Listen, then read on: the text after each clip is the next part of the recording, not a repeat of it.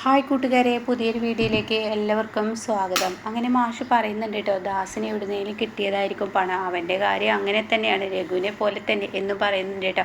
എന്തായാലും ഇന്നത്തെ ഭക്ഷണം എനിക്ക് മതി, ഇനി ഞാൻ എണീറ്റ് പോട്ടെ, മക്കൾ കഴിച്ചോളൂ എന്നും പറഞ്ഞിട്ട് മാഷ് കൈ കഴുകാൻ പോകുന്നു കേട്ടോ.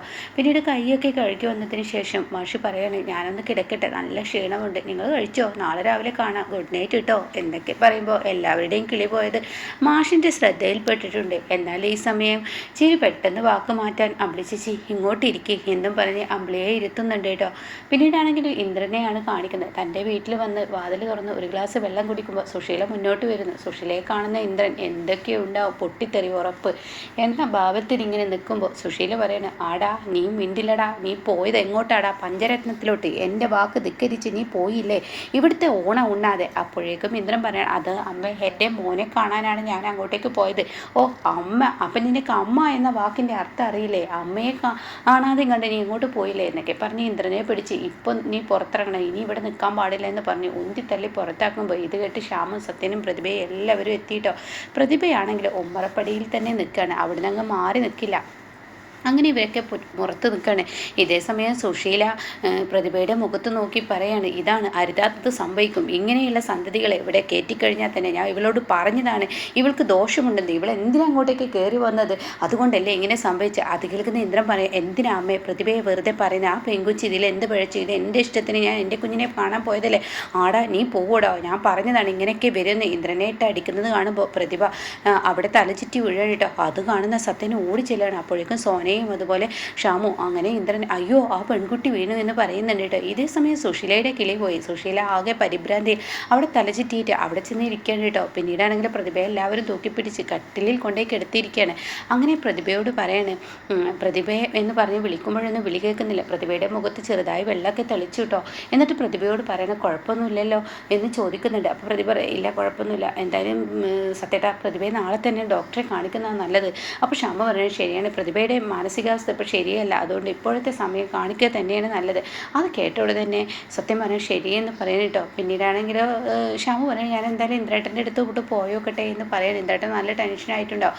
അപ്പോൾ സത്യം പറയണേ, അതിൻ്റെ ഒന്നും ആവശ്യമില്ല. അപ്പോൾ സോനയും പറയണം, അതിനൊന്നും ആവശ്യമില്ല, ഇന്ദ്രേട്ടൻ അമ്മയുടെ സ്വഭാവം നന്നായി അറിയുന്നതാണ്, ഇതൊന്നും വിഷയമല്ല എന്ന് പറയുന്നുണ്ട് കേട്ടോ. അപ്പോൾ ആ സമയം ഈ വാക്കുകൾ കേൾക്കുമ്പോൾ അവിടെ പ്രതിഭ പറയുകയാണ്, എനിക്ക് ഇന്ദ്രേട്ടൻ്റെ വിഷമം കണ്ടിട്ടാണ് എനിക്ക് തലചുറ്റൽ വന്നത് എന്ന് പറയുന്നുണ്ട് കേട്ടോ. അപ്പോൾ ഷാമു പറയും, ശരി എന്നാൽ ഞങ്ങൾ ഇന്ദ്രേട്ടൻ്റെ അരികിലോട്ട് പോട്ടെ എന്ന് പറയുന്നുണ്ട്. പിന്നീടാണെങ്കിൽ ഇന്ദ്രൻ്റെ അരികിലോട്ട് ഇവർ ചെല്ലാണ്. സത്യനാണെങ്കിൽ പ്രതിഭയെ കിടത്തുന്നുണ്ട് കേട്ടോ. അങ്ങനെ ഇന്ദ്രനോട് ചെന്നിട്ട് പറയാണ്, ഇന്ദ്രേട്ടാ ഇവിടെ ഇങ്ങനെ ഇരിക്കാതെ, ഈ തറയിൽ ഇങ്ങനെ ഇരിക്കാതെ അകത്തോട്ട് വന്ന്, ഇല്ല ഞാൻ വരുന്നില്ല. അപ്പോഴേക്കും സത്യനും അങ്ങോട്ടേക്ക് വന്നിട്ടോ. എന്നിട്ട് സത്യനും പറയണേ, ഇന്ദ്രേട്ട എവിടെ ഇങ്ങനെ ഇരിക്കാതെ അങ്ങോട്ടേക്ക് വന്ന്, ഇല്ല ഞാൻ വരുന്നില്ല എന്ന് പറയാൻ കേട്ടോ. അത് കേട്ട ഉടനെ സത്യം പറയണേ, ഇന്ദ്രേട്ടൻ അമ്മയെ നന്നായി അറിയാലോ, അമ്മ അപ്പോഴത്തുള്ള ദേഷ്യത്തിന് എന്തെങ്കിലുമൊക്കെ ഒന്ന് പറയുന്നതാണ്, അല്ലാതെയും കണ്ട് ഒന്നല്ല എന്ന് പറയുമ്പോൾ, അല്ലടാ അമ്മയുടെ വാക്കും ധിക്കരിച്ചു, ഭാര്യയോട് നല്ലൊരു പ്രവൃത്തിയില്ല, മകളോടും എനിക്ക് നീതി പുലർത്താൻ കഴിഞ്ഞില്ല, ആരോടും നീതി പുലർത്താൻ കഴിഞ്ഞില്ല എന്നൊക്കെ ഇങ്ങനെ പറഞ്ഞ് ഇന്ദ്രൻ സങ്കടം പറയുമ്പോൾ ഉടനെ തന്നെ സത്യം പറയണേ, ഒന്നും മിണ്ടാതിരുന്ന ഇന്ദ്രേട്ടൻ അങ്ങ് വന്നേ, എന്തായാലും അമ്മ എന്താണെന്ന് എല്ലാവർക്കും അറിയാം. അപ്പോൾ സോന പറയുന്നത് ശരിയാണ്, അമ്മയോട് ഒന്നും ധിക്കരിക്കാത്തത് കൊണ്ടാണ് അമ്മ ഇങ്ങനെയൊക്കെ കാട്ടിക്കൂട്ടുന്നത്. അപ്പോൾ സത്യനും പറയുന്നത് ശരിയാണ്. അപ്പോൾ ഷാമു പറയണേ, ഇതിനൊക്കെ അറുതി വേണ്ടേ, അതിന് ഇന്ദ്രേട്ടൻ ഒന്ന് സ്ട്രോങ് ആയേ പറ്റുകയുള്ളൂ എന്നൊക്കെ ഇങ്ങനെ പറയുമ്പോൾ, എൻ്റെ അമ്മ ഇപ്പോഴത്തെ മാനസികാവസ്ഥയിൽ നമുക്ക് എന്താ അങ്ങനെയൊക്കെ ഇങ്ങനെ പഴയ ഇന്ദ്രൻ തന്നെ ആയി പോവാണ് കേട്ടോ. പിന്നീടാണെങ്കിലോ ഇങ്ങനെ രഘുവിനെയാണ് അമ്പിളിയാണ് അനുപമയാണ് കാണിക്കുന്നത്. അനുപമ കുഞ്ഞിനെ ഇറക്കുമ്പോൾ ഭാനു വന്നിട്ട് പറയണേ, മോളെ അനു, എങ്ങനെയാണ് രഘുവിന് ഇത്രയും പണമൊക്കെ കിട്ടിയത്, എന്നാലും ആ ഓണം ഇത്ര കെങ്കേമമാക്കാൻ രഘു, സത്യത്തിൽ ആളുകൾ പറയുന്നതൊക്കെ ശരിയാണോ? അപ്പോൾ അത് കേട്ടോടെ തന്നെ, അയ്യോ അത് രഘുവേട്ടൻ മാത്രമല്ല, ക്ലബിലെ ആളുകൾ അതിന് പണം ഇറക്കിയിട്ടുണ്ട്, രഘുവേട്ടൻ മാത്രമൊന്നല്ല ഇറക്കിയിട്ടുള്ളത് എന്ന് സത്യം വെളിപ്പെടുത്തണത്.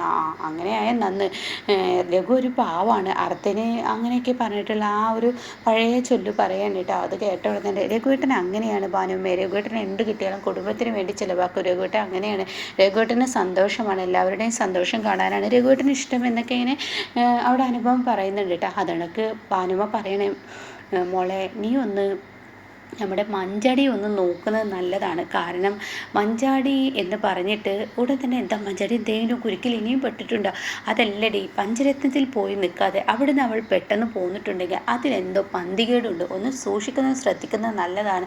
അത് കേട്ട ഉടൻ തന്നെ അനുപം പറയാണ്, അവളെ സൂക്ഷിക്കാനും ശ്രദ്ധിക്കാനും വഴക്ക് പറയാനും ശാസിക്കാനും ഒന്നും ഞങ്ങൾക്ക് കഴിയില്ല, അവൾ തന്നെ തീരുമാനം എടുക്കണം, എങ്കിലും ഒരു കണ്ണുണ്ടാവണം. അപ്പോൾ ഉടൻ തന്നെ പറയണം, അതിനൊന്നും പറ്റത്തില്ല ഭാനുമേ, അതൊക്കെ കൈവിട്ടു പോയി എന്നൊക്കെ ഇങ്ങനെ പറയാണ്. ആ സമയം ഭാനുമ പറയാൻ ശരിയാണ്, എന്താ ചെയ്യുക എന്ന് പറയുന്നുണ്ട് കേട്ടോ. പിന്നീട് രഘുവിനെയാണ് കാണിക്കുന്നത്. രഘുവിന് മനസ്സമാധാനമില്ല. രഘു അങ്ങോട്ടും ഇങ്ങോട്ടും നടക്കുകയാണ്. അപ്പോൾ അമ്പിളി വരികയാണ്, എന്തിനാ രഘുവേട്ടാ അച്ഛൻ പറഞ്ഞ വാക്ക് ഇങ്ങനെ വിഷമിച്ചിരിക്കുന്നത്? അത് കേൾക്കുന്ന രഘു പറയാണ്, എനിക്ക് അച്ഛൻ പറഞ്ഞ വാക്കിനൊന്നും യാതൊരുവിധ വിഷമമില്ല, പിന്നെ എന്താ രഘുവേട്ടന് പറ്റിയത്? അത് പിന്നെ അതൊക്കെ ഉണ്ടടി, അതെന്താ ക്ലബിലെ ആ ഒരു ഇതൊക്കെ ആലോചിച്ചിട്ടാണ്. അവിടെ നിന്ന് ഇറങ്ങുമ്പോൾ തന്നെ എൻ്റെ മനസ്സമാധാനം പോയി, അതിന് മാത്രം എന്താ ഉണ്ടായത്? അപ്പോൾ ഉടനെ അച്ഛൻ്റെ വാക്കുകൾ തന്നെയാണ് രഘുവേട്ടനെ വേദനിപ്പിക്കുന്നത്. അച്ഛൻ്റെ വാക്കൊന്നും വേദനിപ്പിച്ചില്ല, കാരണം ദാസങ്ങൾ കൂടെ ഉള്ളത് കൊണ്ട് തന്നെ അവിടെ എനിക്ക് പേടിയില്ല. പക്ഷേ എനിക്ക് പേടി അതല്ല, ആ ആദിലാണ്. എന്ത് ആദിലോ? അതാരാ? അതേടി, ആ സ്വർണ്ണക്കടത്തിലെ ഒരാൾ, അവന് നമ്മുടെ വണ്ടിയിൽ സ്വർണം വെച്ചത് അവനാണല്ലോ. അവൻ നമ്മുടെ കയ്യിൽ സ്വർണ്ണമുണ്ടെന്ന് പറഞ്ഞ് അവൻ എന്നെ അടുത്തോട്ട് വന്നിരിക്കുന്നു. അപ്പോൾ രഘുവേട്ട ആ സ്വർണ്ണം തിരിച്ചു കൊടുക്കാൻ പോവുകയാണോ? തിരിച്ചു കൊടുക്കുന്നതല്ല, അവനെ നമുക്ക് എങ്ങനെയെങ്കിലും ബോധ്യപ്പെടുത്തണം. ആ സ്വർണ്ണം നമ്മുടെ കയ്യിലില്ല എന്ന് ബോധ്യപ്പെടുത്തി കഴിഞ്ഞാൽ തീർച്ചയായും അവൻ നമ്മുടെ പിറകിൽ നിന്നങ്ങ് പോകും. അപ്പോൾ അവനാവോ ഇനി അടുത്ത ശല്യം? തീർച്ചയായും അവൻ തന്നെ ആവും. അതിനെന്താ വഴി എന്നാണ് ഞാൻ നോക്കുന്നത്. അവന് ഒരിക്കലും നമ്മുടെ കയ്യിൽ ആ സ്വർണം ഉള്ളത് അറിയരുത്. അറിയാത്ത രീതിയിൽ വേണം അവനോട് പെരുമാറാൻ. അവനത് തോന്നണം, നമ്മുടെ കയ്യിൽ ആ സ്വർണ്ണമില്ല എന്നുള്ള തോന്നൽ അവനിൽ വരണം. അതിനാണ് ഞാൻ വഴി തിരഞ്ഞെടുക്കുന്നതെന്ന് പറയാൻ കേട്ടോ. അപ്പോൾ അമ്പിളി പറയാണ്, ആ രഘുവേട്ട എന്നാൽ അതിനെന്താ വഴി വെച്ചാൽ നമുക്കത് നോക്കാം, അതായിരിക്കും നല്ലത് എന്ന് പറയുന്നുണ്ട് കേട്ടോ. പിന്നീട് സോനയാണ് കാണിക്കുന്നത്. സത്യനിങ്ങനെ പേപ്പർ വായിക്കുന്നുണ്ട്, സോന ഇങ്ങനെ അടിച്ചു വരുന്നുണ്ട്. ആ സമയം ക്ഷമ അങ്ങോട്ടേക്ക് വരികയാണ്. അപ്പോൾ എന്തായി എന്നൊക്കെ ഇങ്ങനെ ചോദിക്കുന്നുണ്ട്. എങ്ങനെയുണ്ട് പ്രതിഭയ്ക്ക്? ഇപ്പോൾ കുഴപ്പമൊന്നുമില്ലല്ലോ, ഡോക്ടറെ അടുത്തോട്ട് കൊണ്ടുപോകുന്നുണ്ടോ എന്നൊക്കെ ചോദിക്കുമ്പോൾ ഇല്ല, ഇപ്പോൾ അവൾക്ക് കുഴപ്പമൊന്നുമില്ല, ആൾ ഉഷാറായിട്ടുണ്ട് എന്നൊക്കെ പറയാണ്. ആ സമയം സോന വന്നിട്ട് പറയുന്നത്, സത്യേട്ടാ ഇങ്ങനെ ജോലി എന്ന് പറഞ്ഞിങ്ങനെ മരിക്കണ്ട, ഇപ്പോൾ പ്രതിഭയുടെ കൂടെ നിൽക്കുക, അതാണ് ഏറ്റവും നല്ലത്. അവൾക്കിപ്പോൾ ഒരു ഭർത്താവിൻ്റെ കെയർ ആവശ്യമാണ്, ഒരു ഭർത്താവിൻ്റെ സമീപം ആഗ്രഹിക്കുന്ന ഒരു സമയമാണ് ഈ ഗർഭിണിയാകുമ്പോൾ.